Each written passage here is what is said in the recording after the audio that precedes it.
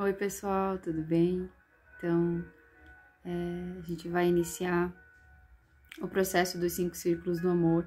E para a gente poder iniciar esse processo, eu gostaria muito de falar sobre as 3 leis sistêmicas.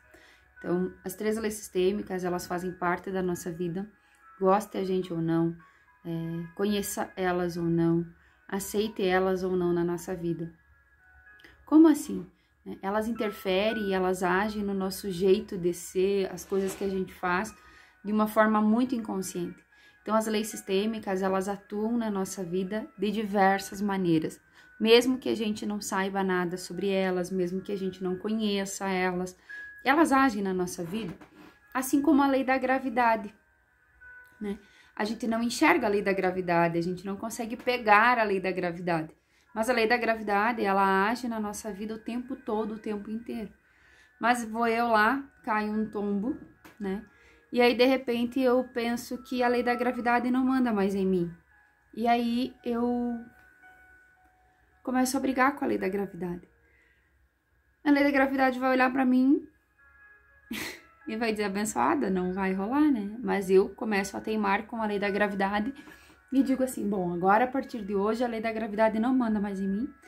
Eu não gosto dela, eu não conheço ela, então eu vou voar. Não vai rolar, né? A lei da gravidade vai olhar pra mim e vai dizer assim, mas abençoada, aqui no planeta Terra a gente caminha sobre a Terra, com os pezinhos na Terra. E aí eu continuo teimando, né?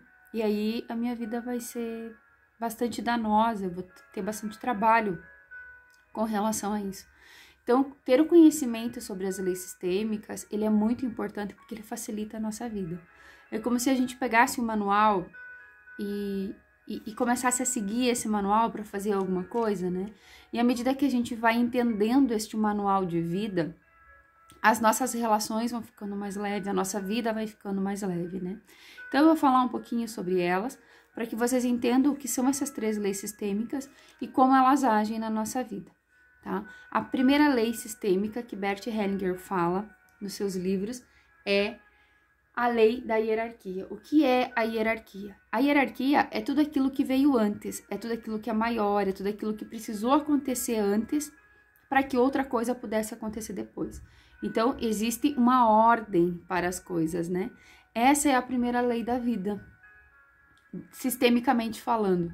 Quando não se tem essa ordem na vida, fica bem bagunçado todos os processos que se possa ter na nossa vida e na nossa existência, né?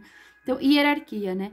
Para mim, Franciele, ser quem sou, precisa de quem? De meus pais.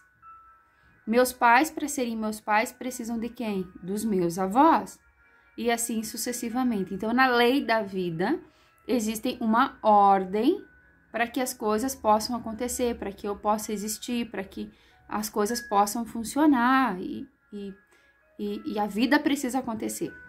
Então, a primeira lei, ela tem um nome e ela se chama hierarquia. A hierarquia é a primeira lei sistêmica que a gente tem. Então, imaginemos assim, que agora eu acho que vou querer mandar nos meus pais. E aí eu vou estar saindo do meu lugar na vida. Esse lugar não é o meu lugar na vida. Então, a importância de eu saber a ordem da vida, a hierarquia da vida para mim saber onde eu devo atuar. A hierarquia, ela vale para trabalhos, ela vale para o meu lugar na família, ela vale para relacionamentos, ela vale para a profissão também. Então, às vezes, a pessoa passa por um processo de transição de carreira e aí a segunda profissão não anda, não flui, não vai, não tem jeito. Aqui, a gente tem muito claro um exemplo de que a pessoa precisa, às vezes, honrar a primeira profissão dela. Os meus relacionamentos não dão certo, né? Não sei o que acontece, os meus relacionamentos não andam, não deslancham. Às vezes precisa honrar a primeira relação, né? O único lugar que a gente consegue organizar a nossa vida, assim, com relação à nossa postura, é observar a hierarquia. Então, a nossa postura, ela está muito relacionada, a postura que a gente tem na vida, ela está muito relacionada a essa primeira lei. quando eu não tenho essa compreensão dessa primeira lei sistêmica, eu vou me enfiar em enredamentos, eu vou atuar em lugares que não são necessários, eu vou me meter em coisas que não são necessárias e a minha vida vai ficar bastante complicada, bastante enrolada. A segunda lei sistêmica, ela trata do pertencimento. Então, pertencimento tem a ver com todos aqueles que pertencem ao nosso sistema. Então, todos têm direito a pertencer a uma família, todos têm direito a pertencer a um grupo de amigos, todos têm direito a pertencer a um grupo de esporte, a um grupo artístico, a um grupo religioso, né? Todos têm direito, eu tenho direito de pertencer a um determinado grupo, né? Mas, e se eu for rejeitada? E não for autorizada a minha experiência nesse grupo, não for vista como algo legal a minha presença ali, eu vou me rebelar. Então, imaginemos assim, que o pertencimento, ele tem a ver com todos, mas com todos aqui, tá? Com todos aqueles que são os excluídos da nossa família. Quem é que são os excluídos da nossa família? Vamos pensar aí, quem é que a gente exclui das nossas conversas? De quem que a gente não quer comentar, quem que é que a gente não quer falar nas nossas conversas, né? Então, é bem importante a gente observar, por exemplo, por que a gente exclui algumas pessoas da nossa família, né? Por que a gente exclui alguns amigos? Por que a gente exclui determinadas situações da nossa vida ou da nossa existência? Aqui a gente está falando de um assunto bem importante, bem polêmico, e ela é a segunda lei sistêmica. Geralmente, quando eu me enredo na primeira lei sistêmica, que é a lei da hierarquia, que é essa lei que é maior, então imagine assim, tem meus pais, tem eu, né? Aí tem os meus filhos. Então, para os meus filhos poderem existir, teve que ter toda uma corrente antes. Então, depois quando a gente for falar sobre o primeiro círculo do amor, vocês vão perceber que a importância desse movimento da primeira lei e da segunda lei sistêmica. Então, imaginemos assim, que eu, Fran, tenho lá na minha família uma determinada situação e que ninguém quer falar sobre essa situação, ninguém quer comentar sobre esse assunto. Então, esse assunto ele vai ser um assunto oculto. Então, aquelas pessoas que não são faladas são negligenciadas, né? Deixadas de lado por talvez gerar alguma relação com preconceito, com vergonha, com medo, com pavor, né? Ou às vezes até trazendo esse sentimento do tipo assim, a gente não vai falar porque falar disso dói demais. Então, isso também é exclusão. Então, aqui a gente está falando quem é que são essas pessoas que são excluídas do nosso sistema. Os abortos, os assassinos, aqueles que foram assassinados, os ladrões, os estupradores, as mães solteiras, as viúvos, que mais? Vamos pensando aí todos aqueles que vocês de determinada forma pensam que não, isso não faz parte da minha família. Todo mundo tem alguém que exclui. Todo mundo, tá, gente? Em algum momento, em determinado momento, eu já excluí, você já excluiu, todo mundo já excluiu alguém do seu sistema. E aí, quando a gente exclui, seja isso por amor, né? Ou por um movimento de vergonha, às vezes, de falar, os loucos, os deficientes, também fazem parte desse processo de exclusão, muitas vezes, tá, gente? Então, imaginemos assim, que sempre quando tem algum excluído no meu sistema familiar, eu vou acabar trazendo algumas questões desse excluído do meu sistema para a minha vida, para a minha existência. Então, tudo aquilo que eu excluo, automaticamente eu vou criando uma relação de amor, né? Com um vínculo, mesmo que eu não saiba que esse vínculo existe, eu vou criando uma relação de amor e de vínculo com essa alma do meu sistema ou com essa situação, com essa pessoa. E aí eu vou começar a reproduzir questões que são destes vínculos da lei do pertencimento. Então, sempre tem um ditado sistêmico que a gente fala assim, tudo aquilo que negamos, amamos, automaticamente excluímos. Então, quando temos esse sentimento de amor e de pertença, mesmo que ele seja oculto e mesmo que eu não perceba que esse sentimento existe dentro de mim e eu renego ele, eu vou acabar tendo atitudes muito parecidas com aquela pessoa que eu excluo. E aqui na lei do pertencimento, eu gostaria de falar uma coisa bem importante, que é aquilo que algumas pessoas chamam até como maldição de família. Toda maldição de família, numa família ou na vida de uma pessoa, ela inicia lá na infância dessa pessoa. Como assim, Franciele?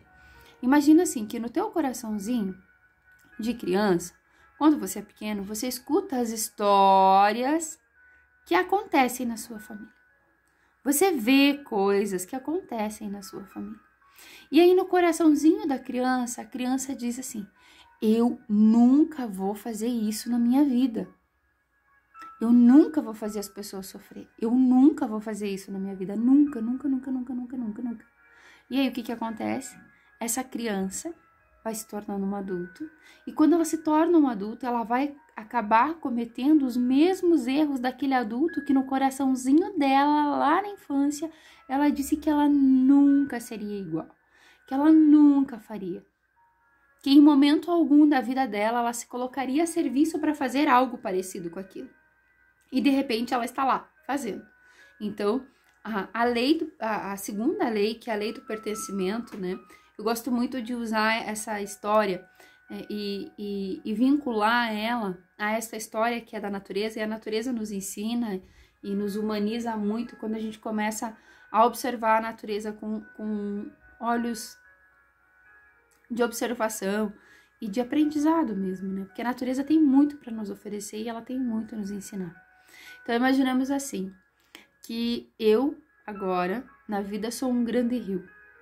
Mas para mim ser um grande rio, eu preciso de todos os afluentes que vieram antes, né?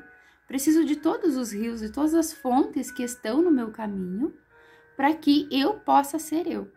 O que acontece? Muitas vezes, as pessoas, elas se sentem grandes na vida. E por elas se sentirem grandes, né? Elas se tornam um pouco prepotentes, né? E aí, elas começam a... vamos imaginar que seria isso, seria mais ou menos assim. Então, elas começam a julgar. Elas criam situações, ou a vida dessa pessoa, talvez ela tenha crescido num ambiente que teve muito essas questões de julgamento. Então, ela vai observar as situações e vai começar a olhar por essa perspectiva do tipo, agora eu sou um rio grande, né? Então, para mim ser um rio grande, eu vou ter bastante fluxo de água, porque eu tô recebendo água de muitas fontes. Essa água que deságua nesse rio, que talvez lá no início seja um rio bem pequenininho, né? Ele vai se tornando grande, grande, grande, grande. E esse fluxo de água, ele vai criando uma estrutura para esse rio, né? Ser como ele é. Então, imagine assim, que para esse rio ter essa estrutura, ele precisa desse fluxo d'água. Mas agora ele é um rio bem grande. Ele é um rio bem grande. E aí ele começa a olhar para todas as fontes que desaguam água nele. E ele pensa assim, bom, aquela fonte que vem de lá, não sei de onde, aquela fonte não é legal, porque aquela fonte vem uma água suja. Aquela água suja estraga minhas águas. Não quero mais. Aquela outra fonte que vem de lá, do não sei de onde, eu também não quero mais, porque aquela água ela vem muito fria. Então, aquelas águas geladas, elas me gelam. Eu não quero mais essas águas frias em mim. Aquela outra fonte lá, não sei, que vem lá daquele outro monte, eu também não quero mais. Porque aquela fonte, ela vem com água com veneno, aquela fonte vem envenenada. Então, esta água, ela envenena as minhas águas. Então, agora eu não quero mais saber dessas águas na minha vida. O que vai acontecer com esse grande rio? Ele vai começar a diminuir o fluxo de água dele. Ele vai ser um rio que vai manter a estrutura, mas ele vai diminuir a quantidade de água. Diminuindo essa quantidade de água, ele vai diminuir esse fluxo dele na vida. Diminuindo esse fluxo na vida, ele vai se tornando aquela pessoa que forceja na vida e não anda. Não anda. Por quê? Porque ele está excluindo alguém. Então, às vezes, a força que aquela pessoa tem vem dos teus ancestrais, vem dos ancestrais dele. E aí ele começa a negar aqueles ancestrais que vêm com ele muito antes, inclusive, dele pensar que esses ancestrais existem. Aí, quando ele entra no momento de julgamento desses ancestrais, é ele que sai da linha do tempo, porque ele começa a se achar melhor. E numa linha do tempo da existência humana, nós que estamos na vida aqui, não somos melhores que os nossos ancestrais. A gente é diferente. Porque eles trilharam um caminho abrindo o fluxo para nós, abrindo este caminho para nós. Tanto é que a gente tem até um ditado que a gente diz assim, que a gente é os sonhos dos nossos ancestrais. Nós carregamos a memória de todos eles. E eles vivenciaram coisas incríveis. Incríveis de linda e incrivelmente doloridas também. Para que eu pudesse estar na existência agora. Então, olha a importância de eu observar a lei do pertencimento, tá? Então, a gente pertence a algo maior. Imagine um sistema inteligentíssimo é a nossa família. A nossa família, o nosso sistema familiar é um sistema muito inteligente. Ele é grandioso, gente. E à medida que a gente vai compreendendo isso e vai aceitando e vai acatando isso dentro da gente, a gente vai percebendo o quanto a vida vai ficando mais leve, tá? Então, e a terceira lei sistêmica? A terceira lei sistêmica trata do quê? Ela trata daquilo que se chama equilíbrio. Equilíbrio é tudo aquilo que a gente precisa para ter as nossas relações em dia. Equilíbrio é tudo aquilo que a gente precisa para ter uma boa relação, seja com o meu companheiro, seja com as minhas amizades, seja na minha profissão, seja nas minhas relações financeiras. Eu preciso de equilíbrio. Eu preciso de equilíbrio comigo. Então, quando eu não tenho a ordem na minha vida, quando eu não quero saber das histórias que aconteceram, né? Saber as histórias, gente, não significa que eu vá viver no passado, porque eu sei dessas histórias. Saber dessas histórias significa que eu vou estar evitando, às vezes, cometer os mesmos erros que alguns dos meus ancestrais cometeram. Imagine assim, que lá, em determinado momento da vida, aconteceu algo e ninguém conta. E de repente eu tenho essa oportunidade na minha vida. Eu tenho essa oportunidade de saber dessas histórias para que eu não erre, para que eu seja feliz. E aí a gente vai conseguindo equilibrar a nossa vida e sendo mais leve, mais tranquilo. Então imagine assim que uma relação equilibrada, o equilíbrio é tudo aquilo que a gente diz assim, que ele está muito mais relacionado entre o dar e tomar, que a gente vai falar muito mais lá no terceiro círculo, né? Porém, que interfere diretamente na nossa vida quando eu preciso dar e tomar, né? O equilíbrio das nossas relações. Então, quando o Bert fala sobre esse servir e tomar, né? Ele fala desse movimento de humildade, eu compreender aquilo que o outro me traz, para mim poder dar para o outro. E aqui, o equilíbrio, ele fala de uma lei muito linda, gente, que é esse equilíbrio. Para a gente poder ter equilíbrio, a gente precisa ter duas coisas, sabedoria e humildade.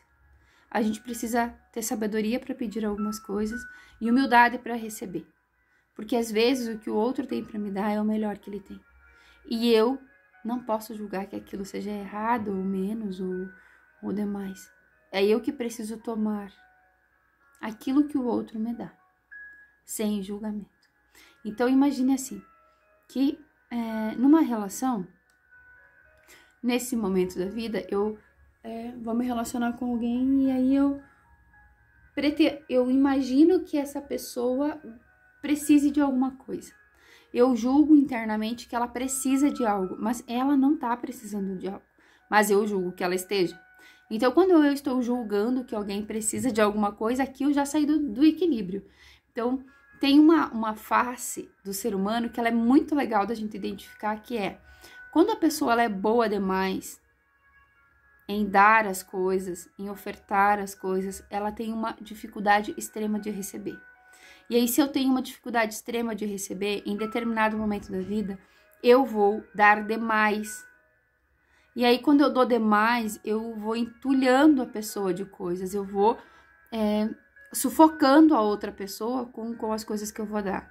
E aqui são coisas que podem ser coisas imateriais, aqui podem ser coisas emocionais, aqui podem ser diversas questões.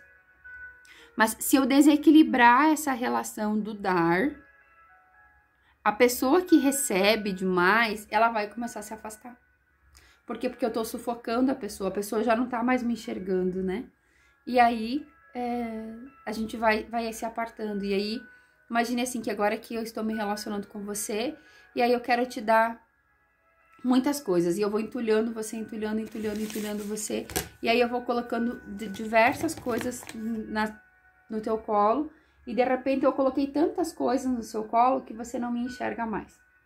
Quando você não me enxerga mais, né, e aí eu não consigo olhar pra você, você vai começar a dizer assim, tá, mas por que a Franciele não olha mais pra mim? Parece que a Franciele não gosta mais de mim, né? O que tá acontecendo nessa relação que tá acontecendo isso, né? E aí, a pessoa que tá abarrotada de coisa, né? Ela pensa, tá, mas como é que eu vou olhar pra você? Se eu tô cheia de coisa. Não tenho tempo pra olhar pra você, eu não consigo olhar pra você. E isso vale, gente, pra todas as nossas relações. Se nesse momento eu tenho uma relação de casal com você e eu tô cheia de coisas aqui na minha frente, aqui, não sobra espaço para mim olhar para você quanto pessoa. E eu vou começar a olhar para os lados. Eu vou buscar me relacionar aqui nas laterais da vida, E aí eu vou parar de olhar para a pessoa que está convivendo comigo e a minha relação daqui para frente ela só vai para trás. Porque não tem mais esse contato, não tem mais essa interação, essa troca. Porque se eu dou demais e eu não dou tempo para essa pessoa me dar uma devolutiva daquilo que eu dei, eu acabo sufocando ela. Então, essa pessoa vai começar a se afastar de mim. E aí eu vou vou começar a reclamar porque a pessoa se afasta. E aí a pessoa, de repente, vai embora da minha vida. Ou ela comete algum ato difícil, né? Seja uma traição de amizade, seja uma traição no relacionamento de casal, né? Por quê? Porque a pessoa que recebe demais e que o outro não consegue receber, por exemplo, de volta, não consegue dar esse espaço para que esse equilíbrio possa acontecer na relação, esta pessoa, ela prefere carregar a culpa de ter sido ela que estragou a relação do que sentar e dialogar às vezes. Porque não consegue ter essa troca, não existe troca. Então, cometer um ato que não seja legal, por exemplo, para a relação, é uma forma dessa pessoa que recebeu demais compensar. Se o outro, por exemplo, que deu demais, aceitar esta compensação, ok.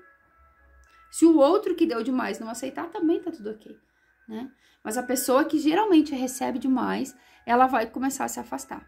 Então, assim, um dado bem interessante para as relações de vocês é comecem a observar. Se os amigos de vocês se afastam com frequência, se de repente tem algo que aproxima muito vocês e de repente eles se afastam muito da vida de vocês, né? Ou vocês querem se afastar, ou é legal, sei lá, eu até gosto de estar aqui, mas de repente assim, eu acho que ela é um pouco chata, essa pessoa é um pouco chata, ela é um pouco insistente demais, não sei, não gosto. Alguma coisa acontece. Aqui tem um desequilíbrio, essa relação tem algum desequilíbrio. Isso é importante. É importantíssimo ser olhado. Se você quer estabelecer uma relação de amizade profunda, de entrar em contato mesmo na relação, é preciso olhar o equilíbrio das relações, ok? Então, aqui a gente falou sobre as 3 leis sistêmicas: hierarquia, pertencimento e equilíbrio.